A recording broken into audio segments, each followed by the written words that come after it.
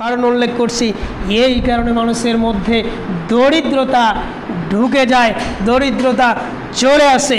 আল্লাহ সুবহানাহু ওয়া তাআলা আরেকটা আয়াতের মধ্যে উল্লেখ করেছেন, জাহারাল ফাসাদু ফিল বাহরি ওয়াল বাহরি বিমা কাসাবাত আইদিন নাস।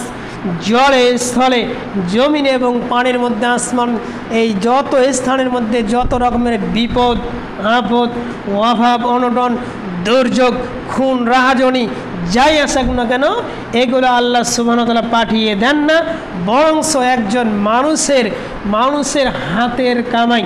জাহারাল ফাসাদু ফিল বাহরি ওয়াল বাহরি বিমা কাসাবাত আইদিন নাস। মানুষ যেটা কর্ম করেছে এটার ফলই ওই ব্যক্তি পাবে, অথবা ওই ব্যক্তির অবর্তমানে ওই ব্যক্তি চলে যাওয়ার পরে তার সন্তানরা এটার ভোগ, এই কর্মফলটা তারা পেয়ে যাবে। অভাব আসার অনেকগুলো কারণ রয়েছে, তার মধ্যে কিছু কারণ উল্লেখযোগ্য এখানে উল্লেখ করা হচ্ছে। সেটি হচ্ছে, মানুষ যখন অবিচার করবে তখন দরিদ্রতা চলে আসবে। অন্যায়ভাবে কোনো ব্যক্তির জমি যখন কোনো ব্যক্তি ভক্ষণ করে দখল করবে, অভাব অটোমেটিক চলে আসবে, আপনার না আসুক আপনার সন্তানের চলে আসবে। এরপরে ক্ষমতা নিয়ে অহংকার করা এটি একটি কারণ। এরপরে দারিদ্রতাটা হচ্ছে পরীক্ষা, এই পরীক্ষার মধ্যে কে আমল করবে, কে ধৈর্য ধারণ করবে, কে এটাকে মেনে নেবে, এটা হচ্ছে একটা বিষয় যার ফলে একজন মানুষের মধ্যে অভাব চলে আসে। সম্মানিত উপস্থিতি, দারিদ্রতা কেন আসে অনেকগুলো কারণের উল্লেখ করা হয়েছে, একটু বিস্তারিত আলোচনা করা দরকার। এর মধ্যে দেখেন অভ্যাসগত কিছু বিষয় আছে, আমরা এটা করে থাকি। যেমন হচ্ছে অলসতা করা। আপনি যদি অলসতা করি, আমার অভাব লেগেই থাকবে, আমার সংসারতে স্বচ্ছতা হবে না। আল্লাহর রাসূল বলেছেন, একজন পরিবারের মধ্যে যে কয়জন পুরুষ মানুষ থাকবে প্রত্যেকেই ইনকাম করবে, বসে থেকে খাওয়ার সুযোগ নেই। আপনাকে ইনকাম করতে হবে, ব্যবসা বাণিজ্য করতে হবে, চাকরি করতে হবে হালাল পন্থায়। আপনার সম্পদ অনেক রয়েছে, রাজার ভাণ্ডার অনেক থাকে, কিন্তু ওই রাজা যদি বসে থেকে খায়, ওই ব্যক্তি যদি বসে থেকে খায়, অর্থাৎ কোনো কাজকর্ম করে না, সেখান থেকে বাড়তি কিছু করার চেষ্টা করে না, দেখবেন 100 বিঘা জমি যদি থাকে 50 বছর পরে আপনি খেয়ে গেলেন, আপনার সন্তান খেতে পারবে না, অর্থাৎ কমে যাচ্ছে। আপনার ইনকাম থাকতে হবে, ইনকাম না হলে আপনার অর্থ একসময় ফুরিয়ে যাবে। এই জন্য অলসতা হচ্ছে একটা কারণ। এরপরে বেশি খাওয়া হচ্ছে অন্যতম একটা কারণ। এর ফলে আপনার রিজিক কমে যাবে, আপনার মধ্যে দারিদ্রতা চলে আসবে।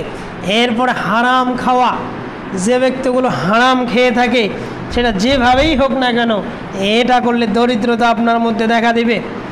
অপর দিকে কোনো ব্যক্তি যদি কম খায়, একেবারেই কম খায়, খাওয়া ছেড়ে দেয়, 3 বেলার মধ্যে 1 বেলা খাচ্ছে, 2 বেলা খাচ্ছে না, তার মধ্যেও দারিদ্রতা আসবে।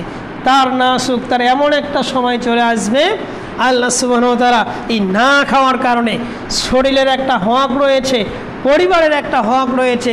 শরীরকে আপনাকে সুস্থ রাখতে হলে পুষ্টিকর খাদ্য খেতে হবে, পরিমিত খাবার গ্রহণ করতে হবে, এটার কম নয়।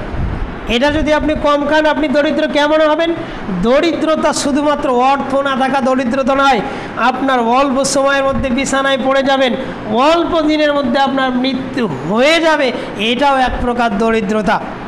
আপনি না খেয়ে শরীরের মধ্যে অসুখ তৈরি হয়ে যাবে, এক সময় আল্লাহ সুবহানাহু ওয়া তাআলা এমন রোগ দিবেন, হঠাৎ করে একটা রোগ দিবেন, যে রোগের ফলে আপনার জমি যা আছে একবারে শেষ হয়ে যাবে।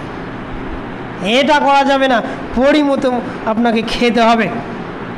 এরপরে দারিদ্রতা আসে মানুষকে ঠকানো, মানুষের সঙ্গে ইনিয়ে বিনিয়ে কথা বলা, মানুষকে ধোঁকা দেওয়া, বিভিন্নভাবে দালালি করা, পণ্যের দাম একটা অন্য দামে সেটাকে বিক্রয় করে দেওয়া, অর্থাৎ দামের চেয়ে আপনার মারফতে বিভিন্নভাবে দামটা বেশি নিয়ে আপনি যাকে দিলেন তাকে কম টাকার মাধ্যমে, অর্থাৎ আপনি কিছু ওখান থেকে খেয়ে ফেললেন, এটা করা যাবে, মানুষকে ঠকানো যাবে না, এটাও হচ্ছে দারিদ্রতার একটা কারণ। এরপর অন্যায় পথে অর্থ উপার্জন।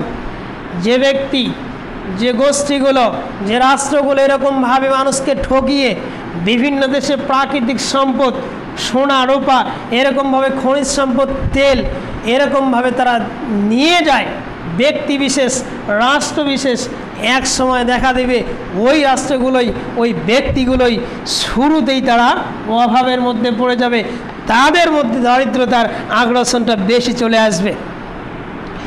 এরপরে দারিদ্রতা আসার আর একটা কারণ হচ্ছে অন্যায় পথে খরচ করা। অন্যায় পথে খরচ করা, অন্যায় পথে যখন আপনি খরচ করবেন, আপনার ব্যবসার মধ্যে, অর্থের মধ্যে, জমি জমার মধ্যে, আপনার শরীরের মধ্যে, পরিবারের মধ্যে বরকত অটোমেটিক কমে যাবে, আপনি দরিদ্রতার মধ্যে পড়ে যাবেন অটোমেটিক।